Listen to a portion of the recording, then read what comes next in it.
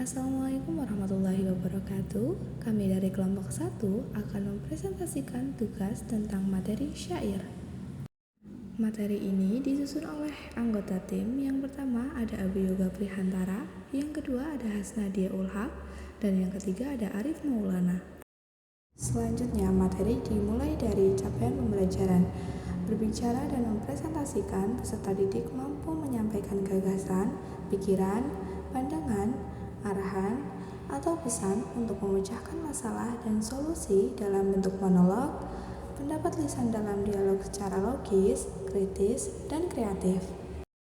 Dalam mengemukakan gagasan tersebut, peserta didik mulai mampu menggunakan kosakata baru yang memiliki makna denotatif, konotatif, dan kiasan sesuai dengan tipe teks, pendengar, norma kesopanan, dan tujuan komunikasi. Peserta didik mulai mampu berpartisipasi dalam diskusi secara aktif, kontributif, dan santun dengan tuturan yang empatik, efektif, dalam bentuk paparan fiksi dan bentuk informasional menggunakan media multimodal. Peserta didik mampu memaparkan berbagai topik aktual dengan persiapan yang baik berdasarkan pengamatan dan pengalamannya. Kemudian selanjutnya yakni tujuan pembelajaran. Peserta didik mengungkapkan pemahamannya terhadap puisi rakyat dengan membandingkan jenis dan unsur puisi rakyat dengan teliti. Kemudian ada kegiatan. Kegiatannya yakni mengenal jenis dan unsur puisi. Selanjutnya, untuk yang pertama kita mulai dari pengertian. Syair menurut bahasa berasal dari kata sya'ara atau sya'ura yang diartikan mengetahui dan merasakannya. Sedangkan dalam Kamus Besar Bahasa Indonesia atau KBBI dimaknai dengan puisi lama yang mengandung bait atas 4 baris yang berakhiran bunyi yang sama, dan diperkuat oleh pengertian menurut para ahli. Yang pertama ada Ali Badri. Menurut Ali Badri, syair merupakan suatu kalimat yang sengaja disusun dengan menggunakan irama. Kemudian yang kedua ada Louis Makhlouf. Menurut Louis Makhlouf, syair meletupkan suatu kalimat yang sengaja diberi irama dan sajak. Setelah kita mengenal pengertian syair, dilanjut dengan ciri-ciri syair. Syair terdiri atas 4 baris. Setiap baris terdiri dari 4-6 kata.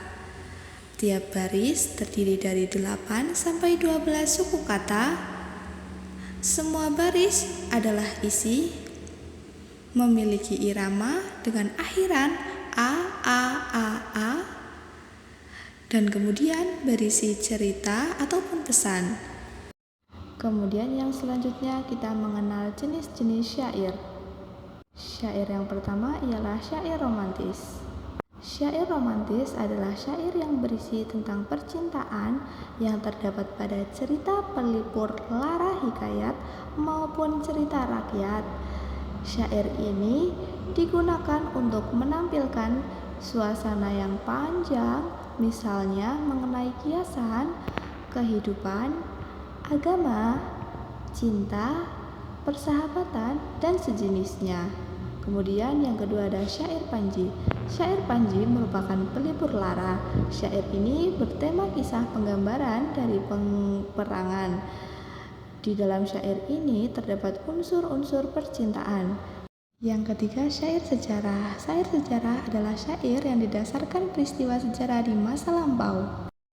Yang keempat syair kiasan. Syair kiasan merupakan pesan dalam bentuk kiasan. Syair ini sering disebut syair binatang dan bunga-bungaan karena isinya sebagian sindiran atau berupa kiasan terhadap suatu peristiwa. Yang kelima syair agama. Syair agama merupakan syair yang sangat penting. Syair agama ini memiliki beberapa macam, yakni syair sufi, syair tentang ajaran agama Islam, syair nasihat, dan syair histori kisah Nabi. Kemudian yang selanjutnya unsur-unsur syair. 1. Unsur intrinsik. Yang pertama ada tema. Tema adalah ide pokok yang ingin penyair sampaikan melalui karya syairnya kepada setiap pembaca. Yang kedua ada perasaan. Perasaan adalah yang diinginkan oleh pesyair untuk diungkapkan dengan berupa ciri khasnya, sudut pandang, karakter, dan lain sebagainya. Yang ketiga ada nada. Nada adalah intonasi atau penekanan dalam isi syair yang dapat berupa mengejek, menasihati, bergurau, bergembira, mengkritik, berbelas kasihan, dan lain sebagainya. Selanjutnya ada amanat. Amanat adalah suatu pesan atau nasihat yang ingin penyair sampaikan kepada setiap pembaca. Selanjutnya ada unsur ekstrinsik. Yang pertama adalah latar belakang kehidupan penyair, kemudian pendidikan penyair, latar belakang budaya dan sosial, dan adat atau suatu kebiasaan lingkungan masyarakat sekitar. Selanjutnya ada fungsi syair. Fungsi syair yang pertama ada pada kegiatan kesenian dan kebudayaan masyarakat. Yang kedua, syair dapat dijadikan lagu atau nyanyian untuk mengiringi tarian-tarian tertentu. Yang ketiga, syair dapat dijadikan sebagai hiburan, misalnya dilakukan dalam majelis tertentu dan adat pernikahan. Yang keempat, kemerduan suara atau kelembutan nada syair berupa mengusik kelarasan dan seterusnya meninggalkan kesan yang mendalam. Yang kelima, syair juga digunakan untuk menyampaikan pengajaran melalui cerita dan lagu tersebut. Yang keenam, syair juga sebagai media informasi untuk lingkungan setempat. Nah, ini adalah contoh syair karya Hamzah Fansuri dengan judul Syair Perahu. Setelah ini, teman kita yang bernama Hasnadia Ulhaq akan mempraktekkan contoh syair milik Hamzah Fansuri dengan judul Perahu. Assalamualaikum warahmatullahi wabarakatuh. Di sini saya akan mencontohkan syair milik Hamzah Fansuri yang berjudul Syair Perahu. Inilah gerangan suatu mada mengarangkan syair terlalu indah, membatuli jalan tempat berpindah, di sanalah indikasi berbetuli sudah. Wahai muda, kenali dirimu, ialah perahu yang setubuhmu. Tiadalah berapa lama hidupmu, ke akhirat jua kekal diammu. Hai muda, arif budiman, hasilkan kemudi dengan pedoman alat perahumu. Jua kerjakan, itulah jalan membatuli insan.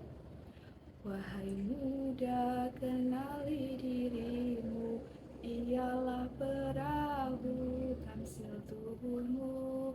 Tiadalah berapa lama hidupmu, ke akhirat jua kekal diammu. Hai muda, arif budiman, hasilkan kemudi dengan pedoman alat perahumu.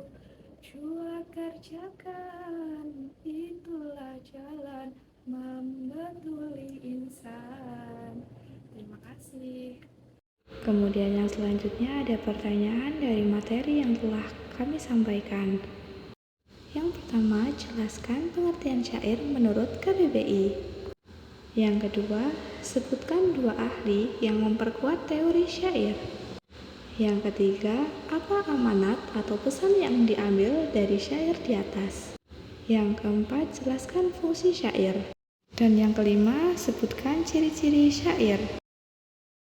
Daftar pustaka dari materi yang telah kami sampaikan tadi, kami mengutip dari buku Bahasa Indonesia kelas 7 Kemendikbud dan www.Gramedia Literasi Ciri-ciri Syair.